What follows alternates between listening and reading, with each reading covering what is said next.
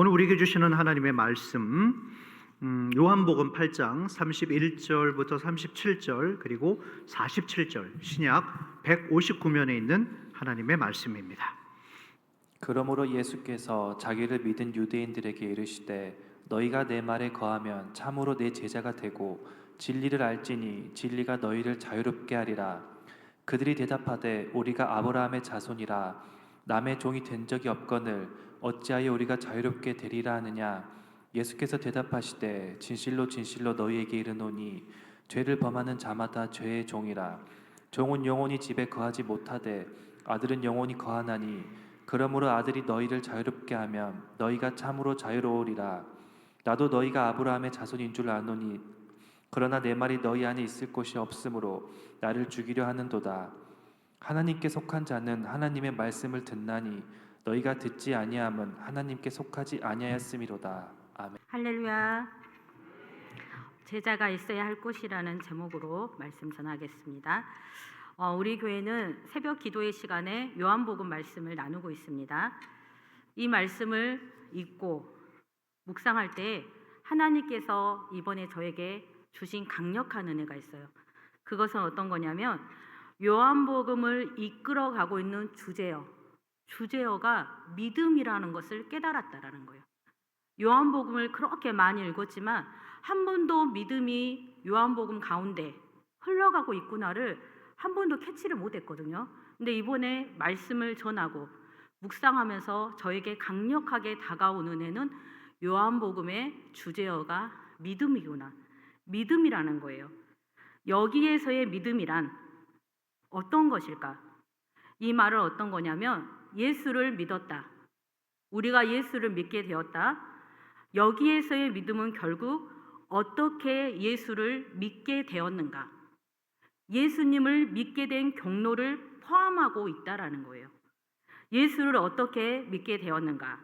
요한복음 말씀에서는 다른 복음서와 다르게 표적을 보고 예수를 믿었다, 표적을 보고 예수를 믿었다, 이런 표현이 자주 등장하고 있습니다. 첫 번째 표적은 어떤 것이죠? 물이 포도주가 되었다. 물이 포도주가 되었다. 물이 포도주가 되었다. 이 표적 사건을 대할 때마다 제 관심사는 어떤 거였냐면 어떻게 포도주가 되었을까? 물이 어떻게 포도주가 되었을까 하는 것이었어요. 그래서 말씀을 읽을 때 어떻게 물이 포도주가 되었지?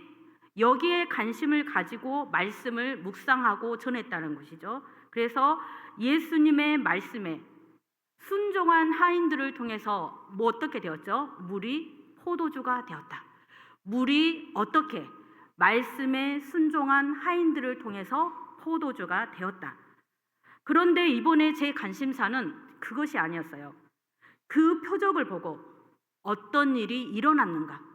그 표적을 보고 어떤 일이 일어났는가?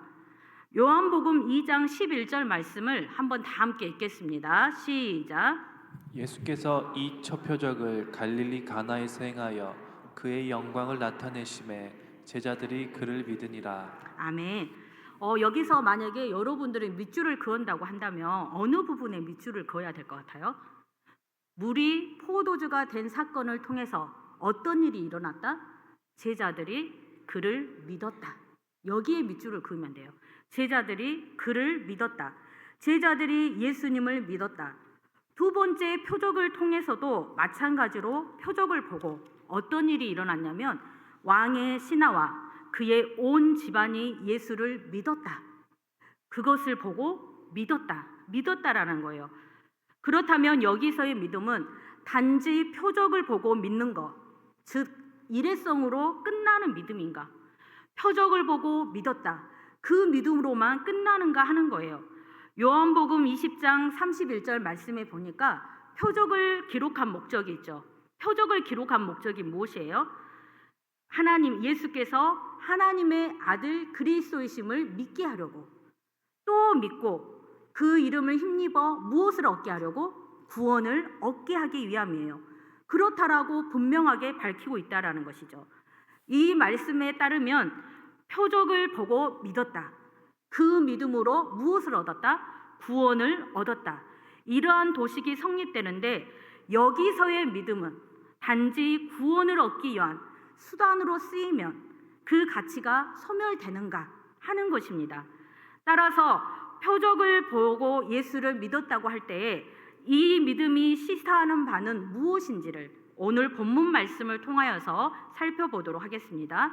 먼저 예수를 누가 믿었나요? 유대인들이 예수를 믿었습니다.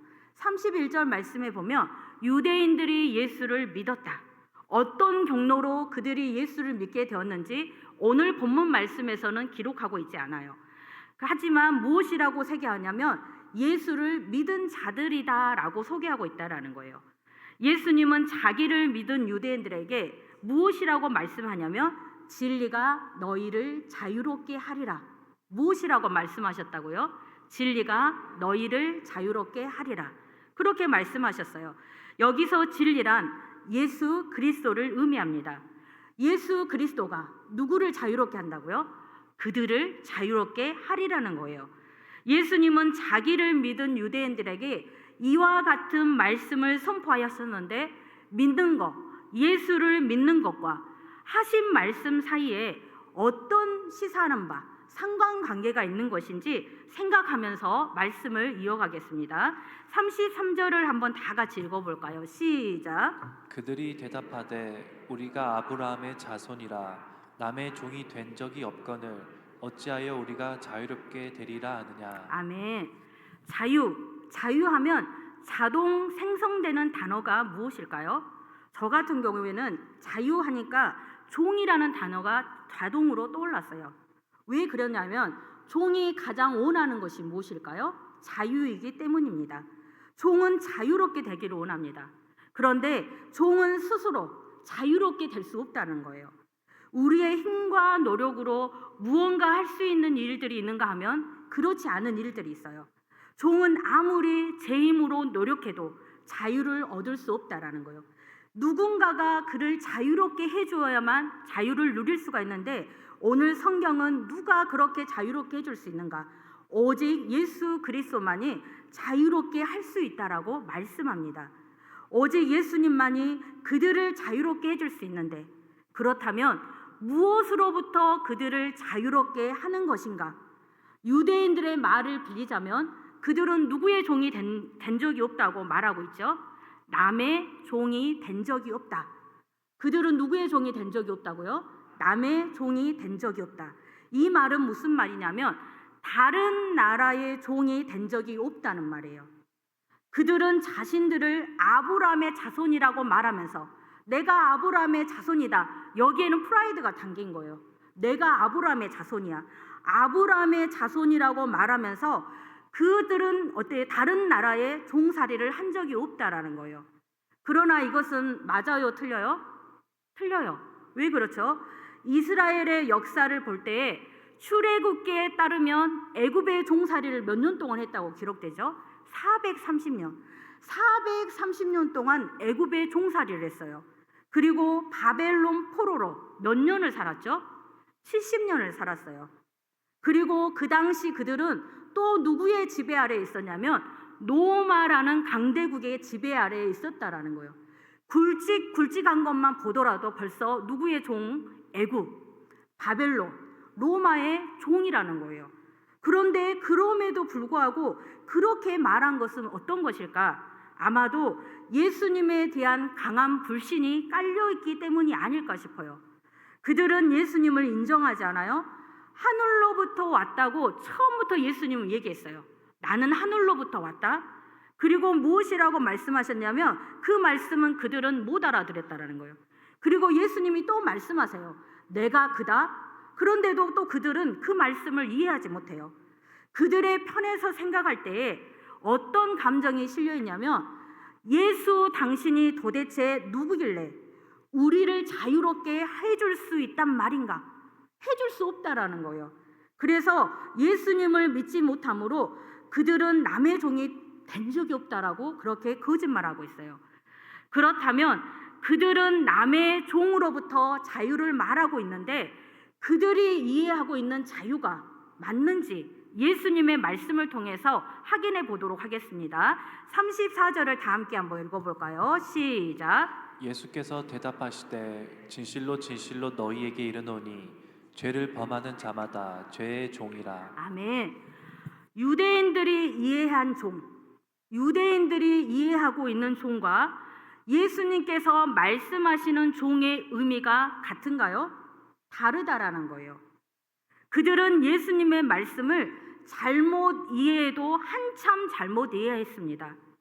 예수님께서 말씀하시는 종은 누군가의 종이 아니라 죄의 종이라는 거예요. 어떤 사람이 죄의 종입니까? 말씀해 보니까 죄를 범하는 자가 죄의 종이다. 그렇다면 오늘 하루의 삶을 통하여서 내가 죄를 범했어요. 그러면 나는 누구의 종이라는 거예요? 죄의 종이라는 거예요. 죄의 종은 죄에게 자신을 내어줍니다. 죄가 자신을 마음대로 하도록 내버려 두는 거예요. 종은 어떻습니까? 이처럼 주인이 시키는 대로 무엇이든지 해야 돼요. 그러니까 죄의 종이 되면 죄가 시키는 대로 무엇이든지 해야 한다라는 거예요. 문제는 무엇이라고요? 아무리 그 죄에서 스스로 벗어나려고 해도 발버둥 쳐봐도 발버둥 칠수록 어때요? 빠져나올 수 없다라는 거예요. 누군가가 그들을 구원해 주지 않으면 평생 죄의 종으로 살 수밖에 없다라는 거예요. 성경은 우리에게 죄로부터 우리를 자유케 하시는 분이 계시다고 말씀하세요. 그분이 누구세요? 바로 예수 그리스도입니다. 진리이신 예수 그리스도가 죄로부터 우리를 자유롭게 하실 줄 믿습니다. 그런데 현실은 어떠하죠?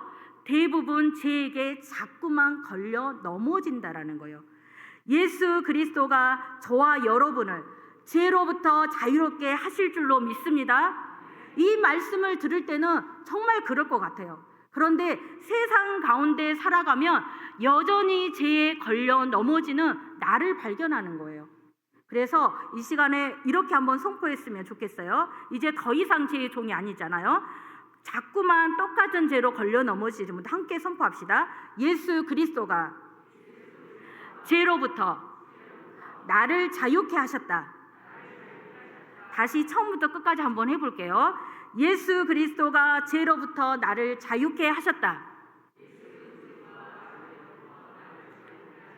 그래서 이것을 자꾸만 까먹을 때마다 어떻게 하면 되겠어요? 입으로 선포하세요. 예수 그리스도가 죄로부터 나를 자유케 하셨다. 여기까지의 내용을 토대로 우리가 얻을 수 있는 결론 첫째, 유대인들은 누구를 믿었어요? 예수님을 믿었어요. 그러나 예수님께서 하신 말씀을 받아들였어요? 거부했어요? 거부했어요. 진리가 너희를 자유롭게 하리라. 이 예수님의 말씀을 거부한 거예요. 따라서 우리가 예수를 믿는다는 것은 예수님의 말씀을 진리로 받아들이는 태도를 의미하는 거예요. 예수를 믿는다는 것은 구원 얻는 것으로 끝나는 일회성의 믿음이 아니라 그 믿음은 어디까지 연결되고 있냐면 예수님께서 하신 말씀을 진리로 받아들이는 태도로 연결된다라는 거예요. 다시 말해서 예수를 믿는 그 믿음이 우리에게 예수님의 말씀을 진리로 받아들이게 한다라는 거예요. 둘째, 예수를 믿는다는 것은 말씀 안에 거하는 자가 되는 것입니다. 예수를 믿었어요? 예수를 믿고 우리는 보통 예수를 믿는 사람들을 무엇이라고 부르죠? 예수님의 제자라고 불러요. 예수를 믿고 예수님의 제자가 되었습니다. 예수님의 제자가 되었다면 끝까지 누구를 따라가야 할까요? 예수님을 따라가야 하는데, 그런데 어떠한 상황에서도 예수님만 믿고 따라가야 해요. 그런데 예수를 믿은 제자들 가운데 많은 사람이 예수를 떠나갔습니다. 12명의 제자들 가운데 하나였던 누구도 예수님을 떠나갔죠? 가룟 유다. 가룟 유다도 예수님을 떠나갔다라는 거예요. 왜 떠나갔을까? 참 제자가 아니었기 때문이에요. 그래서 예수님은 자기를 믿은 유대인들에게 참 제자가 되도록 요청하십니다. 31절을 한번 다 같이 읽어볼까요? 시작. 그러므로 예수께서 자기를 믿은 유대인들에게 이르시되 너희가 내 말에 거하면 참으로 내 제자가 되고. 아멘. 우리 차세대 친구들이 얼마나 말씀을 잘 듣고 있는지 한번 질문해 볼게요. 예수님은 자기를 믿은 유대인들에게 무엇이 되도록 요청했다고요? 누가 되도록? 뭐가 되도록? 어떤 제자? 참 제자. 무엇이 되도록 요청했다고요? 참 제자. 예수님은 자기를 믿은 유대인들에게 참 제자가 되도록 요청하셨어요. 참 제자란 어떤 사람인가? 오늘 31절에 무엇이라고 나왔죠? 예수님의 말씀 안에 거하는 자. 참 제자는 누구다? 말씀 안에 거하는 자. 한번 따라해 보겠습니다. 참 제자는 말씀 안에 거하는 자입니다. 말씀 안에 거한다라는 말이 무슨 말일까? 새 번역에 보니까 이렇게 번역했더라고요. 말씀 안에 머물러 있는 거. 저는 머무르다는 말이 너무너무 좋은 거예요. 말씀 안에 머물러 있는 거. 우리는 어때요? 이 시간에 말씀을 들어요. 참 은혜 받았다고 해요. 그런데 이 성전의 문을 벗어나는 순간 어때요? 말씀은 이제 온데간데 없어요. 말씀은 사라져버리고 나만 남아있잖아요. 그런데 말씀 안에 거한다라는 것은 말씀 안에 머물러 있는 거예요. 공동 번역에서는 또 어떻게 번역하고 있냐면 말씀을 마음에 새기고 산다는 거예요. 말씀 안에 거하는 거 어떤 것이다? 말씀 안에 머물러 있는 거. 말씀을 마음판에 새기고 살아가는 거. 좀 더 이해하기 쉽게 설명하면 거하다란 말은 헬라어로 메노. 무슨 말이라고요? 메노. 메노라는 말은 함께 산다라는 뜻이에요. 어떤 뜻이라고요? 함께 산다. 따라서 말씀 안에 거한다라는 것은 말씀과 함께 산다라는 거예요. 말씀 안에 거한다라는 말은 무슨 말이라고요? 말씀과 함께 산다. 우리 아동팀 친구들만 크게 한번 해볼까요? 말씀 안에 거한다라는 것은 말씀과 함께 산다. 이 정도면 안 돼요. 아동팀 예배 드릴 때처럼 집중하고. 알겠죠? 다시 한번 물어볼게요. 말씀 안에 거한다라는 것은 말씀과 함께 산다. 잊어버리지 않겠죠? 말씀 안에 거한다라는 것은 말씀과 함께 산다라는 거예요. 사랑하는 여러분, 말씀과 함께 살아가고 있습니까? 선뜻 네라고 답할 수 있는 사람이 몇 명이나 될까요? 말씀과 함께 살아가지 못하기 때문입니다. 마치 물과 기름처럼 말씀과 동떨어진 삶을 살아가기 때문입니다. 말씀이 내 삶 속에 그대로 녹아져서 말씀이 곧 삶이 되어야 하는데 그렇지 못한 것이 저와 여러분의 신앙의 현주소입니다. 예수님을 믿는다고 하는데 언제까지 이렇게 살아가야 할까요? 달라지고 싶지 않으세요? 대답하셔야죠. 달라지고 싶지 않으세요? 왜 대답을 안 하세요? 달라지고 싶으시죠? 달라지기 원하신다면 어떻게 해야 할까요? 제가 생각할 때는 말씀 안에 거할 수 있는 환경으로 만들어주는 거예요. 말씀 안에 거할 수밖에 없는 환경으로 만들어주는 거. 맹모 삼천지교라는 말을 들어보셨을 거예요. 이 말은 어떤 말이냐면 맹자의 어머니가 3번 이사하여서 아들을 가르쳤다라는 뜻이에요. 맹자의 어머니가 그렇게 한 것은 무엇 때문이냐면 자녀의 교육을 위해 최적의 환경을 만들어주기 위해서요. 자녀의 교육을 위해 최적의 환경을 만들어주기 위해서.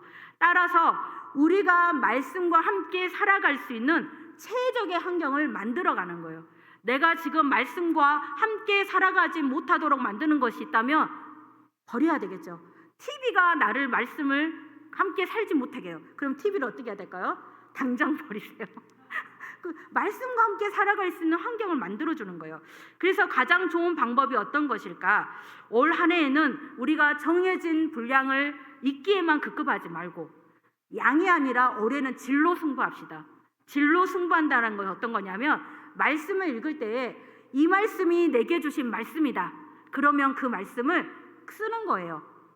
메모지에 써가지고 내 눈에 보이는 곳에 내 시선이 머물러 있는 곳에 냉장고에다도 붙이고 화장실에다도 붙이고 사무실 책상에다도 붙이고 언제든지 볼 수 있는 환경을 만들어주는 거예요. 그런데 이제 그날에 내가 확 화가 났어요. 그런데 말씀이 거기에 관련된 거예요. 그러면 어떻게 하겠어요? 아, 화를 내면 안 되지.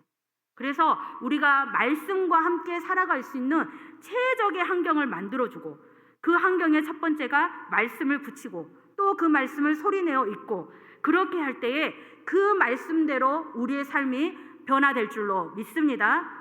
또 보니까 스마트폰을 적극 활용하세요. 저는 아침, 점심, 저녁마다 갓피플에서 한 절의 말씀을 묵상하도록 보내줘요. 한 절 말씀이 묵상할 때 어떻게 될까요? 알림이 울려요. 도착했다고. 말씀이 도착했다고 알림이 울려요. 그런데 중요한 것은 어떤 거냐면 한 번도 안 했다는 거예요. 말씀은 도착했는데 그냥 넘기는 거예요. 그래서 이번에 말씀을 준비하면서 이런 생각이 들더라고요. 말씀이 아침, 점심, 저녁으로 나와 함께 하기 위해서 찾아왔는데 정작 나는 그 말씀을 거들떠 보지도 않았다라는 거예요. 이런 경우겠죠. 집에 손님이 온 거예요. 그런데 바쁘다는 핑계로 손님은 뒤로 하고 막 내일만 보고 있는 거예요. 그러면 손님의 입장에서는 어떻겠어요?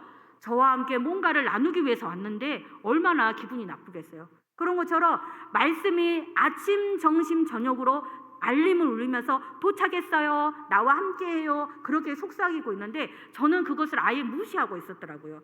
그래서 결단했어요. 어떤 결단을 했냐면 아침, 점심 말씀이 도착하기 전에 어떤 말씀이 저를 와 있어요? 아침 말씀. 아침 말씀과 함께하는 거예요. 또 저녁 말씀이 도착하기 전까지는 또 무슨 말씀과? 점심 말씀. 한 절이니까요. 한 절의 그 말씀. 그리고 또 똑같은 방식으로 저녁 말씀과 그렇게 함께하기로 결단하였습니다. 그래서 제가 한 절 한 절 이렇게 말씀을 묵상하고 그 묵상의 말씀이 내 삶을 어떻게 변화시켰는가를 한번 말씀을 통해서 나눌 수 있는 은혜가 있을 줄로 믿습니다. 그렇게 할 때 내 안에 말씀이 가득 채워진다라는 거예요. 말씀 안에 거하는 삶으로 바뀐다라는 거예요. 말씀 안에 거하니까 나의 말의 변화가 찾아오겠죠. 가장 먼저 축복의 말이 나가고 다른 사람들을 세워주는 말이 나가고 말이 먼저 변화된다라는 거예요. 그 동일한 은혜가 여러분들에게도 있으시기를 바랍니다. 이처럼 참 제자가 있어야 할 곳, 이제 오늘 말씀을 통해서 참 제자가 있어야 할 곳, 머물러 있어야 할 곳을 여러분들은 이제 분명히 깨달았어요. 2층 한번 선생님들 한번 대답해 보세요. 참 제자는 어디에 있어야 해요? 대답 한 사람도 안 하고 있어요. 큰 소리로 한번 해주시겠어요? 참 제자는 어디에 있어야 한다? 역시 말씀이라고 했어요. 말씀 안에 있어야 된다는 거예요. 참 제자는 말씀 안에 있어야 합니다. 참 제자가 있어야 할 곳은 어디이다? 말씀 안에. 말씀 안에 거할 때 우리는 참 제자라고 말할 수 있습니다. 결국 예수님의 참 제자는 말씀의 바운더리를 벗어날 수는 살 수 없는 거예요. 모든 삶의 영역이 어디에? 말씀의 범위 안에, 말씀의 테두리 안에 있다는 것입니다. 말씀이 곧 하나님이시기 때문에 그래서 참 제자를 하나님께 속한 자들이라 라고 말하고 있어요. 47절을 한번 다 같이 읽겠습니다. 47절 말씀입니다. 시작. 하나님께 속한 자는 하나님의 말씀을 듣나니 너희가 듣지 아니함은 하나님께 속하지 아니하였음이로다. 아멘. 참 제자는 하나님께 속하였기 때문에 누구의 말씀을 듣는다? 하나님의 말씀을 듣는다라는 거예요. 다시 말해서 말씀에 반응하는 거예요. 우리가 이제까지는 하나님의 속한 자라, 하나님께 속한 자라고 말하면서 말씀을 듣고 어떻게 했죠? 그냥 흘려보냈어요. 아브라함을 한번 생각해 보세요. 하나님께서 아브라함에게 떠나가라, 내가 네게 보여줄 땅으로 가라, 말씀을 들었어요. 말씀을 듣고 어떻게 했죠? 말씀을 따라갔고 따라감의 행동을 요구하고 있다라는 거예요. 말씀을 듣고 그냥 있는 것이 아니라 예수님께서 하신 말씀, 하나님께서 하신 말씀으로 따라가야 된다는 거예요. 말씀대로 살아가야 한다라는 거예요. 그러나 유대인들은 하나님의 말씀을 듣지 않아요. 왜 그런가? 하나님께 속하지 않았기 때문이에요. 예수님의 참 제자가 아니기 때문입니다. 사랑하는 여러분, 예수님의 참 제자인가 아닌가 구별하는 방법이 쉬워요, 어려워요? 쉬워요. 예수님의 참 제자는 어디에 거하고 있다고요?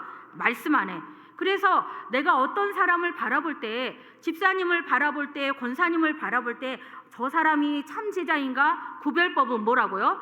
말씀 안에 거하고 있는가, 그것만 보면 되는 거예요. 말씀 안에 거하면 참 제자가 되는 줄로 믿습니다. 예수님은 유대인들에게 참 제자가 되도록 요청하시는데, 참 제자가 되는 길은 무엇이다? 말씀 안에 거하는 것이다. 계속해서 반복하고 있어요. 제가 오늘 말씀을 준비하면서 말씀 안에 거하십시오, 이 말씀이 저에게는 가장 크게 다가왔어요. 그래서 계속해서 반복하고 있잖아. 말씀 안에 거하는 거.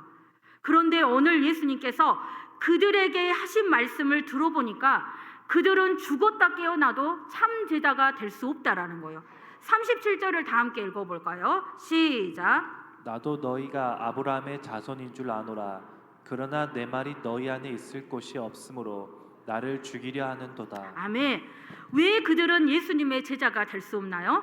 말씀이 그들 안에 있을 곳이 없으므로. 말씀이 그들 안에 있을 곳이 없으므로. 왜 그런가? 예수님을 죽이려고 하고 있기 때문이에요. 유대인들은 요한복음 7장에서 예수님을 죽이려고 하는 무리로 등장해요. 예수님을 죽이려고 하는 무리들, 유대인들이 등장하는데, 그들이 예수님을 죽이려고 하지 않는 이상 그들 안에는 말씀이 있을 곳이 없다라는 거예요.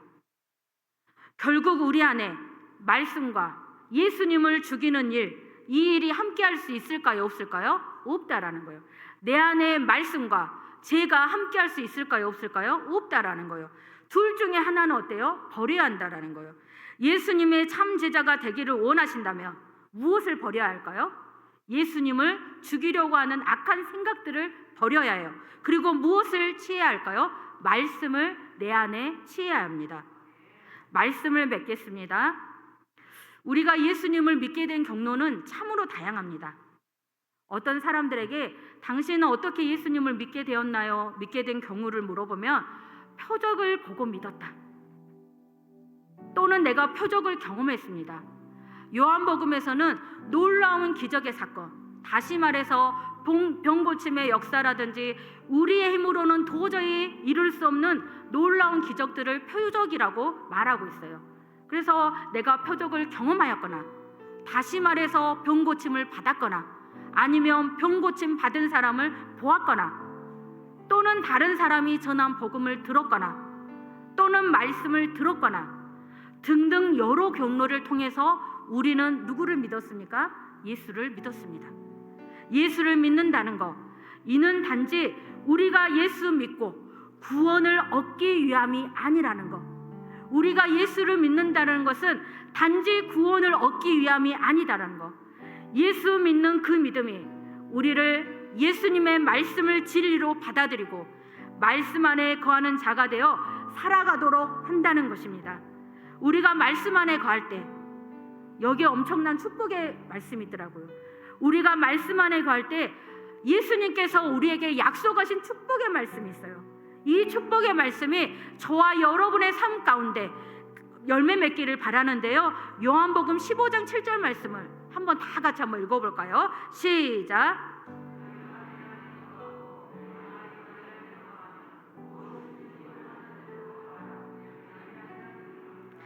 제가 한번 앞구절을 한번 읽어볼게요. 거하면, 거하고, 거하면까지 읽어볼 거니까 여러분들이 약속하신 그 축복의 말씀 한번 이어서 믿음으로 한번 선포해 보세요. 너희가 내 안에 거하고 내 말이 너희 안에 거하면,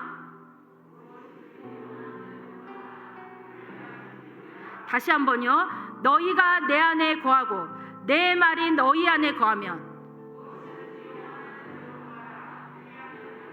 아멘.